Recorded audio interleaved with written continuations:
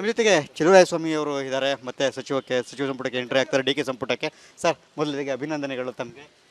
Thank you sir. So first of all ನಮ್ಮ Congress high command Delhi madam, Rahul Gandhi, Kharge ಸಾಹೇಬರು, ವೇಣುಗೋಪಾಲ್, ಸುರ್ಜೇವಾಲಾ ಎಲ್ರಿಗೂ ನಾನೊಂದು 4th ಟೈಮು ಕಾಂಗ್ರೆಸ್ಸಲ್ಲಿ ಬಂದು ಸೆಕೆಂಡ್ ಟೈಮು ಸೀನಿಯರ್ ಬಿಟ್ಟು ಹೊಸಬ್ರು ಮಾಡಬೇಕು ಅಂತಿದ್ದಂಥ ಎಲ್ಲ ಸಂದರ್ಭದಲ್ಲೂ ನನ್ನ ಕನ್ಸಿಡರ್ ಮಾಡಿರೋದಕ್ಕೆ ಹೈಕಮಾಂಡಿಗೆ ನಾನು ಸಂಪೂರ್ಣವಾಗಿ ನಮ್ಮ ಕ್ಷೇತ್ರದ ಜನತೆ, ಜಿಲ್ಲೆ ಜನತೆ ಎಲ್ಲರ ಪರವಾಗಿ ನಾನು ಅವರಿಗೆ ಒಂದು ಕೃತಜ್ಞತೆಯನ್ನು ಹೇಳ್ತೀನಿ. ಮತ್ತು ಮುಖ್ಯವಾಗಿ ಮುಖ್ಯಮಂತ್ರಿಗಳು ಇವತ್ತು ನಾನು ಆಗಲಿಕ್ಕೆ ಅವನು ಭಾಳ ಪ್ರಬಲವಾದಂಥ ಕಾಣ್ರಿದ್ದಾರೆ, ಅವ್ರಿಗೂ ಸಹ ನಾನು ತುಂಬ ಕೃತಜ್ಞತೆ ಹೇಳ್ತೀನಿ. ಹಾಗೆ ಮಾಜಿ ಮುಖ್ಯಮಂತ್ರಿಗಳಾದಂಥ ಸಿದ್ದರಾಮಯ್ಯನವರು, ನಮ್ಮ BK ಹರಿಪ್ರಸಾದ್ ಅಧ್ಯಕ್ಷರು, ಅವ್ರಿಗೂ ಸಹ ನನ್ನ ಥ್ಯಾಂಕ್ಸ್ಗಳನ್ನ ಹೇಳ್ತೀನಿ.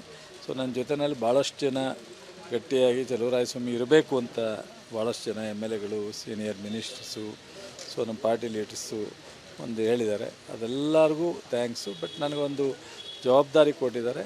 ಇನ್ನು ಇಲ್ಲಿವರೆಗೆ ಏನು ಮಾಡಿದ್ದೀನಿ ಇಲಾಖೆಯಲ್ಲಿ, ಜಿಲ್ಲೆಯಲ್ಲಿ, ಪಕ್ಷದಲ್ಲಿ, ಅದಕ್ಕಿಂತ ಇನ್ನೂ ಹೆಚ್ಚು ಜವಾಬ್ದಾರಿ ಮಾಡ್ತೀನಿ.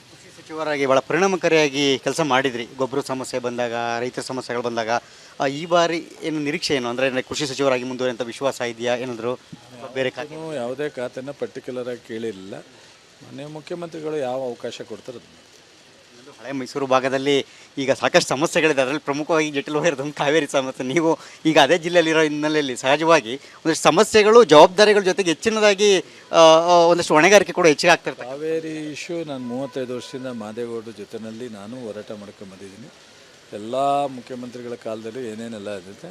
ನನ್ನದೇ ಜಿಲ್ಲೆ, ನಾವು ಕಾವೇರಿ ಹೋರಾಟದಲ್ಲಿ ಬಂದಿರೋದು. ಮಾಡೋಣ ಜನರ ಜೊತೆ, ನಮ್ಮ ಮುಖ್ಯಮಂತ್ರಿಗಳು ರೈತರ ಪರವಾಗಿ, ಸಾರ್ವಜನಿಕರ ಪರವಾಗಿ ಇರೋ ಸರ್ಕಾರ ಇದು, ಮಾಡ್ತೀವಿ. 2028ರ ಚುನಾವಣೆ ಕೂಡ ಭಾಳ ಮುಖ್ಯ. ಹೀಗಾಗಿ ಭವಿಷ್ಯದಲ್ಲಿ ಅಂದರೆ ಹಳೆ ಮೈಸೂರು ಭಾಗಕ್ಕೆ ಸ್ವಾಮಿ ಅವರು ಯಾವ ರೀತಿ ಪಕ್ಷ ಸಂಘಟನೆ ಮುಂದಾಗ್ಬೋದು? ಮುಖ್ಯಮಂತ್ರಿಗಳ ಜೊತೆ ನಿಂತು, ಮಾಜಿ ಮುಖ್ಯಮಂತ್ರಿನೂ ಹಳೆ ಮೈಸೂರು, ಹಾಲಿ ಮುಖ್ಯಮಂತ್ರಿನೂ ಹಳೆ ಮೈಸೂರು, ಅವರ ಜೊತೆಯಲ್ಲಿ ನಾವೆಲ್ಲರೂ ಒಟ್ಟಾಗಿ 28ಕ್ಕೆ ಮತ್ತೆ ಸರ್ಕಾರ ತರುವಂಥ ಒಂದು ಕೆಲಸ ಮಾಡ್ತೀವಿ. Thank you sir. Yes sir, ಇದಿಷ್ಟು ಕೂಡ ನೂತನ ಸಚಿವರಾಗಿ ಆಯ್ಕೆಯಾಗಿರ್ತಕ್ಕಂಥ ಸ್ವಾಮಿ ಅವರ ಮಾತು. ಕ್ಯಾಮ್ರಾ ಪರ್ಸನ್ ಲೋಹಿತ್ ಜೊತೆ ಸುರೇಶ್, ರಿಪಬ್ಲಿಕ್ ಕನ್ನಡ, ಬೆಂಗಳೂರು.